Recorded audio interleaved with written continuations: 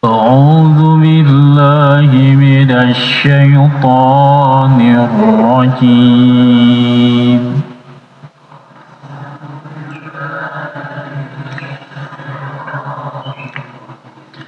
بسم الله الرحمن الرحيم.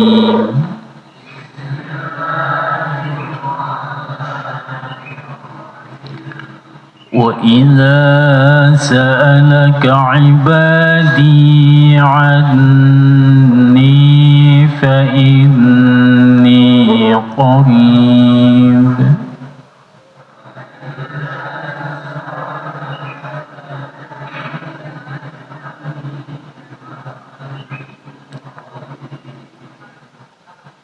أجيب دعوة الداع إذا دعان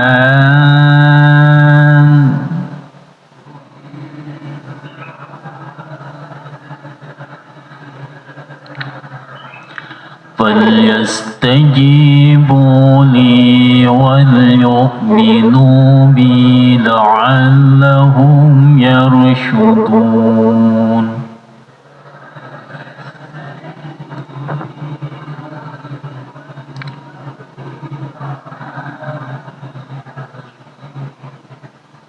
صدق الله العظيم. Wa idza sa'alaka, dan ketika bertanya kepadamu,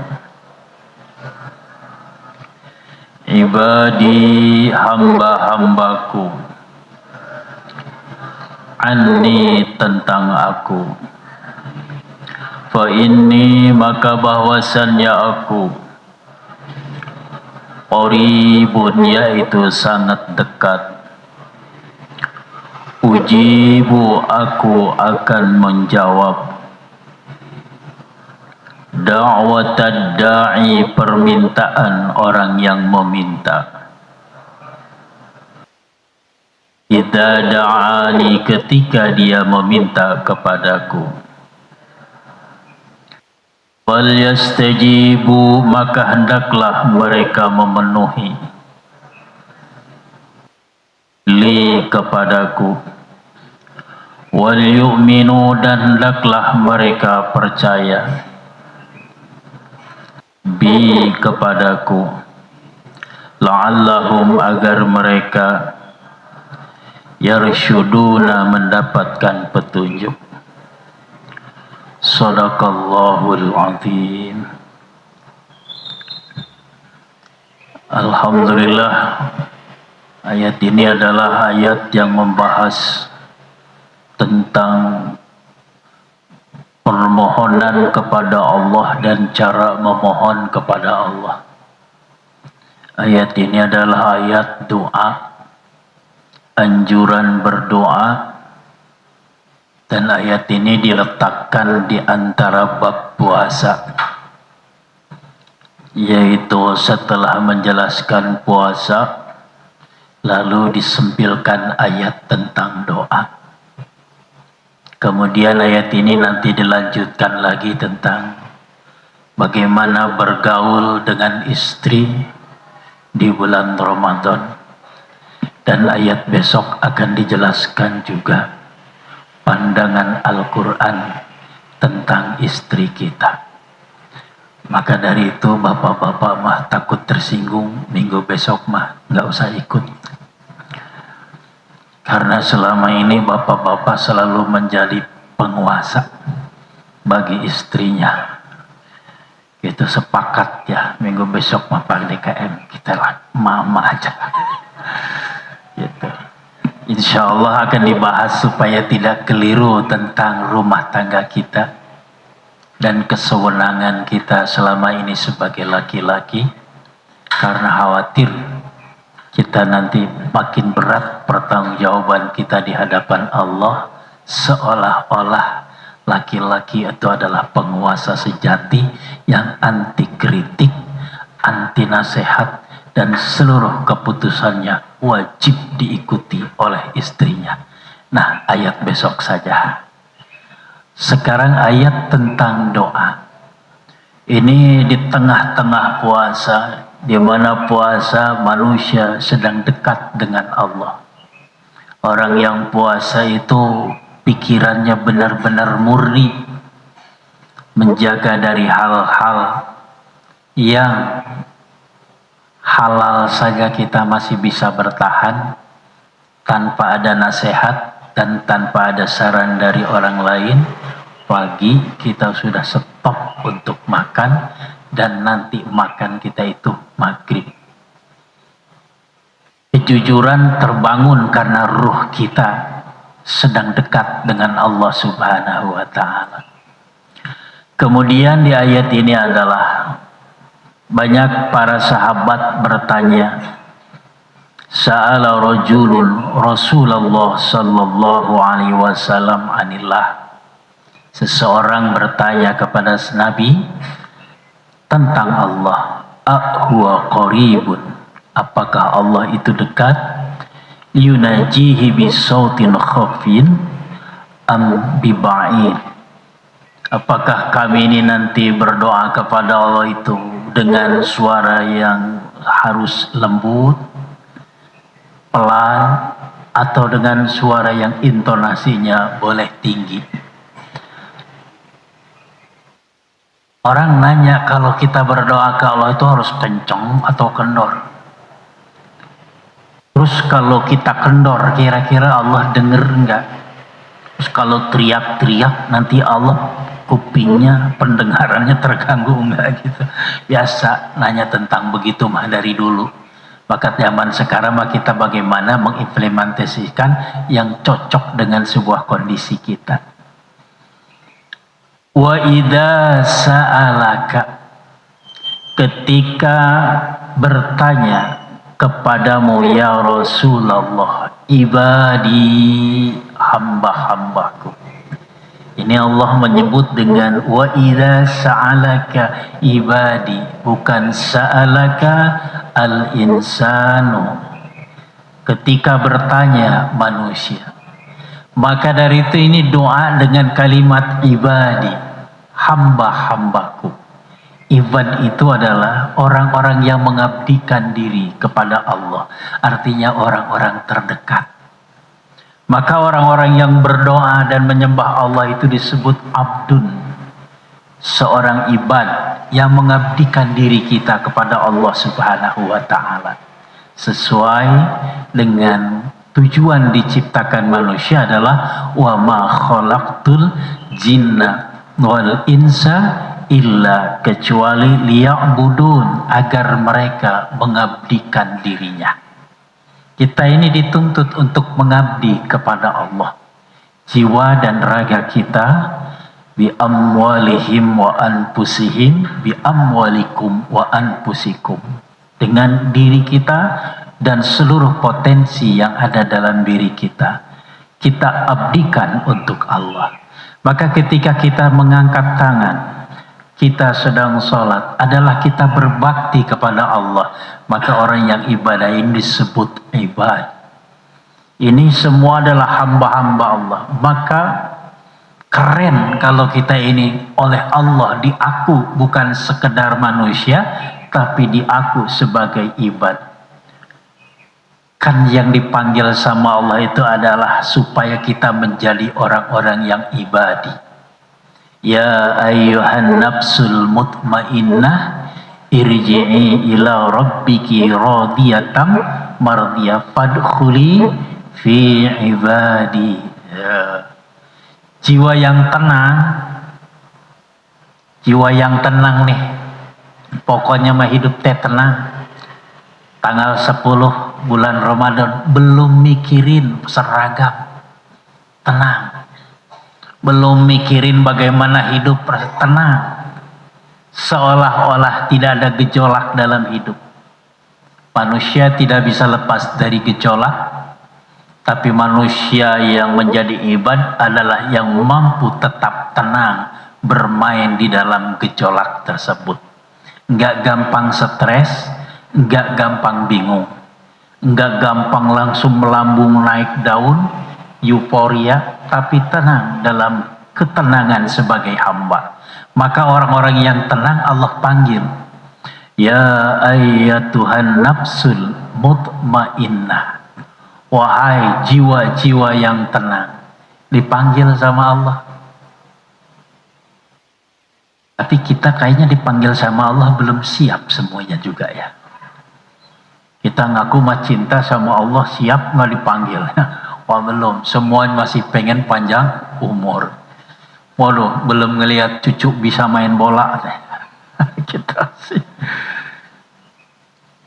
Irji'i ila rabbiki, baliklah kamu ila rabbiki, pada Tuhanmu.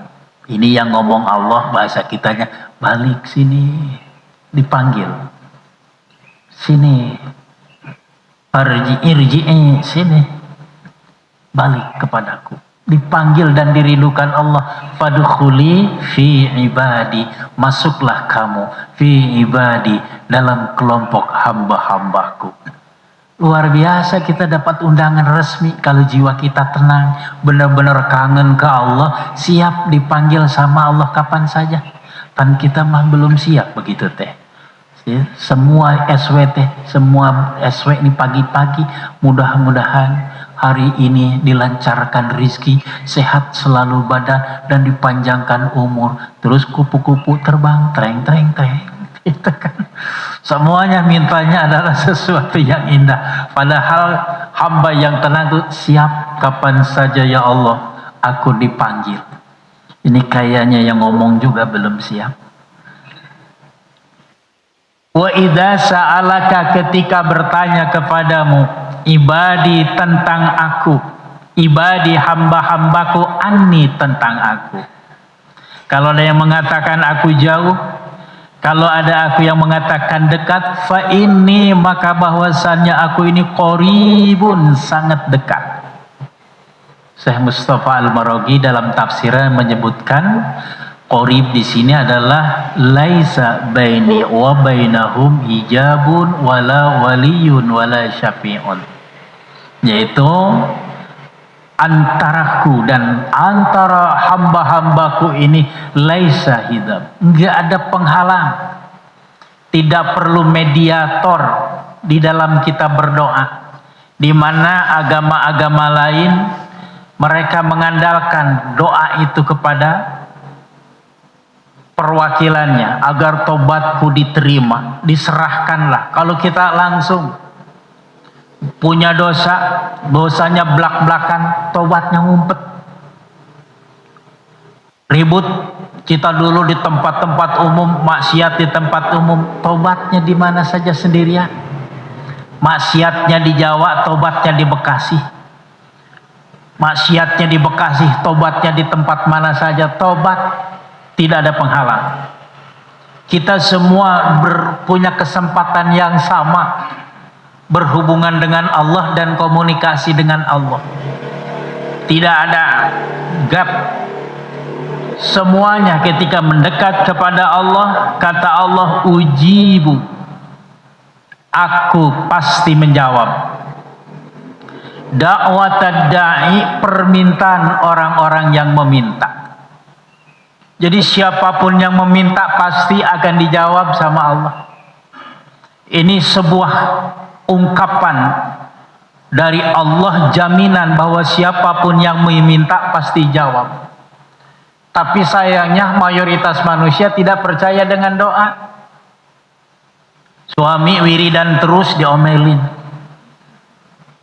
Wiridan terus, ya usaha yang benar. Kalau orang kampung mah bilang, jangan usoli terus, hidup mah yang penting usaha. Usoli tanpa usaha lapar. Itu kurang tahu di sini mah. Itu bahkan saya punya itu orang yang wiridan terus nganggur. Itu saya dengar sendiri istrinya ngomel-ngomel, makan tuh tasbih. Terus cikir gitu. Ternyata setelah berhari-hari dia diomelin sama istrinya, tiba-tiba dia pada saat itu ada yang minta dibantuin jual tanah. 40 juta kebagian. Tahun 90-an, gede ya. Kedua, itu istrinya langsung manggilnya papa. Saya menyaksikan sendiri yang emak-emak umumnya begitu, gilir capeknya maka gak mau punten. Gitu, itu mama di sono, ya, mama di kampung, ya orang kampung nggak biasa ngikutin orang kota. Ini banyak yang tidak percaya dengan doa, seolah-olah doa itu dianggap sebagai sesuatu yang membuat kita malas. Ngapain doa? Buat apa zikir? Hidup itu harus bergerak.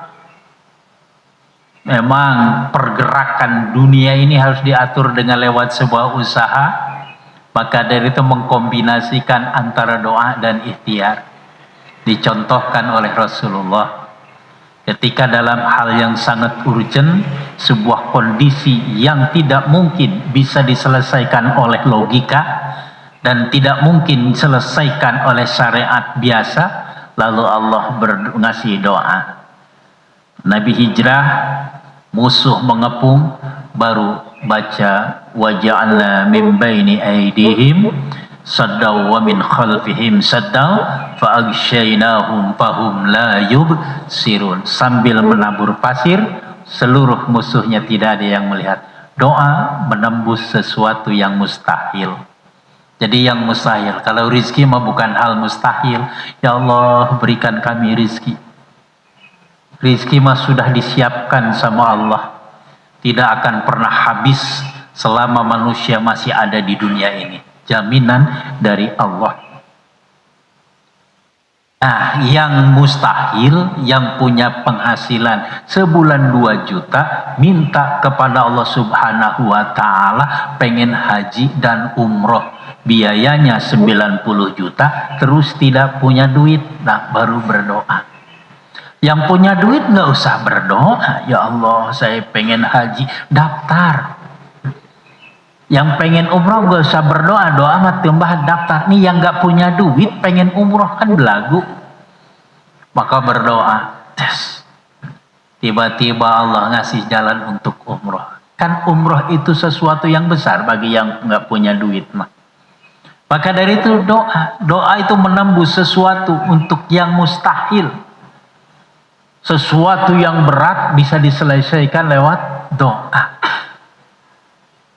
Banyak manusia yang tidak percaya dengan doa.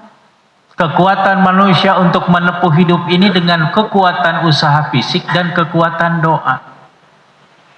Ujibu, pasti kami jawab dakwah da'i, permintaan orang-orang yang meminta, idza da'ani, ketika dia sudah meminta kepadaku. Jadi mereka meminta dan memohon kepada Allah, Allah jamin. Tinggal ada pertanyaan, kenapa ya Allah saya berdoa terus tapi nggak pernah dikabul? Nah ngomongnya kan begitu kita, seolah ragu kepada Allah Subhanahu wa ta'ala, berdoa seolah-olah tidak diijabah. Padahal doanya saja yang kita baca itu bagian daripada ibadah. Orang yang meminta, ya Allah, itu adalah ibadah. Kenapa? Karena dia sudah meletakkan dirinya sebagai seorang hamba. Cuma mungkin nanti doa itu ada doa yang terlatih dan doa yang tidak terlatih. Nah gitu mungkin ada sedikit perbedaan. Yang terlatih itu biasanya dalam bahasa disebut orang-orang yang melakukan, ya Allah, latihan, training terhadap doa. Kalau doa diasah ya keren luar biasa. Saya punya sahabat, doa waqiahnya dikabul sama Allah karena udah di training pakai puasa. Saya masih ingat dia baca, idza waqa'atil waqi'ah laisa liwaq'atiha kadibah. Itu kali di pinggir sawah dari sini ke situ kali itu. 1, 2, 3 langsung loncat, tong. Gilir saya, ayo coba kamu baca. Saya juga baca. Idza waqa'atil waqi'ah laisa liwaq'atiha kajibah. Mundur dari sono latihan lari kencang, pluk kecebur teh di tengah gitu. Bedanya gitu, dia mah terlatih, saya mah tidak terlatih gitu. Maka saya menyebur baca ayat yang sama, kalimat yang sama, dia mah tanpa apa namanya teh bahasa teh tanpa ancang-ancang, dia langsung celang. Itu saya mah ancang-ancang lari kencang, kejebur gitu. Atau temen dah makan melulu si hidup teh terlatih. Ayat yang sama, percaya atau tidak percaya, tapi itu adalah fakta. Maka doa yang terlatih beda dengan yang tidak terlatih. Yang tidak terlatih teh gilir butuh baru, ya Allah. Mama suka ngomong, Ustaz, saya padahal saya habis tahajud, udah saya baca waqiah, saya udah baca yasin, saya baca surat al-mulk, semua saya baca, tapi kayaknya belum ada tanda-tanda diijabah. Atau doanya doa semaunya, tidak terlatih gitu. Dilatih doa, jangan ketika sedang susah baru berdoa. Saat sedang senang kita tidak berdoa. Semuanya kata Allah, ujibu da'watad da'i. Tidak nyampe jam 6 hari ini, jam kerja ya. Oke, kita ngerti jam kerja ya, nggak usah tuntas sampai suruk ya. Itu kecuali hari Sabtu kali ya. Syaratnya fal yastajibu, maka hendaklah mereka menjawab li kepadaku. Jadi syarat doa itu satu, pertama fal yastajibu, kita itu dianjurkan untuk memenuhi keinginan Allah. Permintaan Allah, kata Allah salat, kata Allah puasa, kata Allah zakat, kata Allah silaturahmi, kata Allah jangan makan yang haram, stop. Nah, mungkin doa kita agak sedikit tersendat, dan mungkin doa kita kurang langsung cash. Kayaknya mungkin kita belum memenuhi keinginan Allah. Masih suka dengan maksiat, dan kemudian masih suka melalaikan perintah-perintah Allah. Ini falyastajibu. Ketika kita ingin benar-benar kita didengar sama Allah Subhanahu wa taala, ajuan syarat dari Allah, falyastajibu li. Maka hendaklah mereka mengijabah, menjawab segala macam keinginanku. Perintah-perintah Allah kita laksanakan. Mungkin kayaknya ini kita doanya pengen seperti wali cesplengnya, tapi kelakuannya bukan kelakuan wali. Kita inginnya mah doa teh seperti kekasih Allah, tapi kita kelakuan masih seperti musuh Allah. Mungkin. Wal yu'minu, syarat kedua, wal yu'minu bi, hendaklah mereka percaya. Kalau diartikan iman, kita semua beriman ke Allah. Tapi kalau artikan yu'minu, hendaklah mereka percaya bi, selalu kepadaku. Bukan menggunakan li seperti fal yastajibuli, tapi menggunakan bi, percayalah selalu kepadaku. Jadi membangun sebuah optimisme di dalam doa, sebuah keyakinan harus benar-benar dibentuk. Kita berdoa harus percaya kepada Allah bahwa doa kita akan didengar. Kita kadang-kadang berdoa, tapi di otak kita mikirin, ya Allah, saya sedang punya hajat, ya Allah, saya sedang butuh ini, ya Allah. Tapi otak kita mikir, kemana kita ngutang? Otak kita mikir, apa nih yang mau dijual? Gitu. Jadi kita mencari jalan, padahal kita sedang menyerahkan diri kepada Allah. Maka dari itu, fal yu'minu bi, total percaya. Ketika sedang berdoa, benar-benar berdoa kepada Allah Subhanahu wa ta'ala, percaya bahwa Allah akan menjawab keinginan kita. Fal yu'minu bi, syarat. Jadi doa, sebanyak-banyak doa yang kita ucapkan, lafaz-lafaz kalimat, tetapi ketika hati kita ragu kepada Allah, diijabah atau enggak, hasilnya mungkin bisa dikatakan lambat, atau juga sama sekali tidak dibuktikan apa yang menjadi keinginan kita. Maka harus percaya. Gak usah kita sedang berzikir, baca waqiah, mikirin di dalam otak kita, kemana kita ngutang ya. Gitu.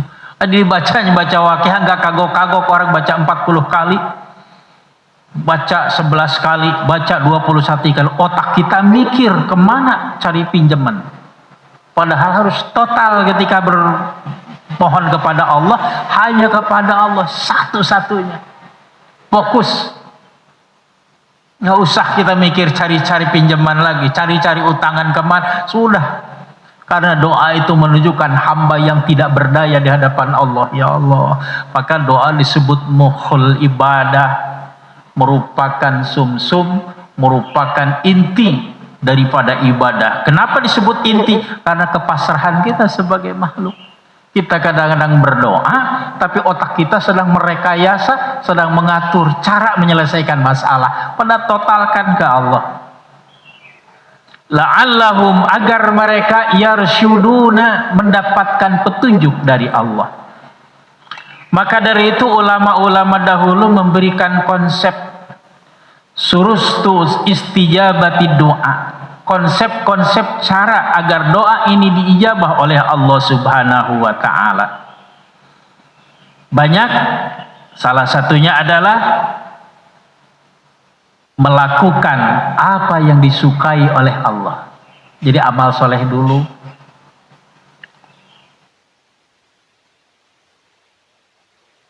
Dan kemudian apa kata Allah? Pertama adalah innakum arabtumillah, tapi falam tu'addu haqqahu. Kalian mengaku beriman kepada Allah tapi tidak memenuhi hak-hak Allah.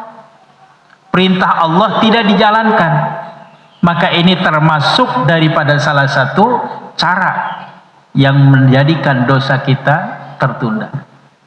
Maka ayat ini adalah ayat yang Allah letakkan sebagai jaminan seorang manusia, makhluk Allah Subhanahu wa ta'ala, atas jaminan ketika manusia sedang susah.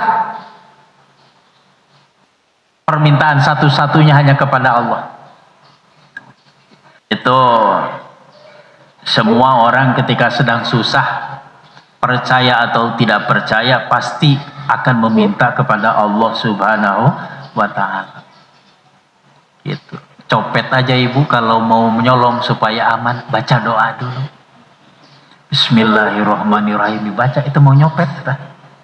Karena percaya banget sama Allah, padahal mau maksiat, tadi ijabah. Itu. Apa yang dibaca sih kamu itu bisa nggak ketap? Oh gampang, katanya Kang, la tudrikul absar wa huwa yudrikul absar wa huwa latiful khabir. Saya puasa dulu katanya gitu. Nah terus ya buat nyolong supaya nggak ketahuan. Tak keren, niat jahat aja kalau yakin diijabah sama Allah. Kita meniatnya niat baik sama Allah, masa tidak punya keyakinan seperti itu? Ini. Maka doa-doa itu harus dengan keyakinan yang luar biasa, dibangun dan dilatih. Ayat ini diletakkan antara ayat puasa, karena puasa perut kita kosong. Ini juga mengisyaratkan training buat kita yang doanya ingin kabul, lakukan ketika hati kita sedang kosong dan dekat kepada Allah Subhanahu wa ta'ala. Keren bahasa lainnya mah, kata orang tua dulu, puasain kamu kan gitu. Kalau kalimat pengen jitu katanya puasain. Kenapa? Orang puasa perutnya sedang kosong, sedang dekat kepada Allah, maka semuanya akan mudah nempel. Maka dalam sejarah nggak ada para wali pagi-pagi sarapan wuduk. Malam kurang tidur, siang perut kosong, maka doanya agak beda. Percaya atau tidak percaya, banyak orang yang doanya lebih mustajab dan dibuktikan oleh Allah. Kenapa? Hasil daripada training, latihan ria Allah. Ini ayat ini adalah menganjurkan kepada kita bahwasannya jangan ragu kita berdoa kepada Allah Subhanahu wa ta'ala. Karena ini hari kerja, saya tidak memperpanjang bahasan tentang syarat-syarat doa. Cukup dengan fal yastajibu wal yu'minu bi. Insyaallah pertemuan yang akan datang, ayatnya agak panjang, membahas tentang hubungan suami istri yang terjadi di bulan Ramadan. Tapi saya lebih suka dengan kalimat peran dan fungsi istri dan suami yang Allah sejajarkan. Bahwasannya laki-laki itu memiliki hak yang sama dengan perempuan, perempuan memiliki hak yang sama dengan laki-laki. Nanti kita kupas supaya rumah tangga kita benar-benar sesuai konsep Al-Quran. Hadanallah wa iyyakum ajma'in. Wassalamualaikum warahmatullahi wabarakatuh. Allahumma arhamna bil Qur'an waj'alhu lana imaman nuran wa hudan wa rahmah. Allahumma zakkirna minhu ma nasina wa 'allimna minhu ma jahilna warzuqna tilawatahu ana al-laili wa atrafan nahar waj'alhu lana hujjatan ya rabbal alamin walhamdulillahi rabbil alamin.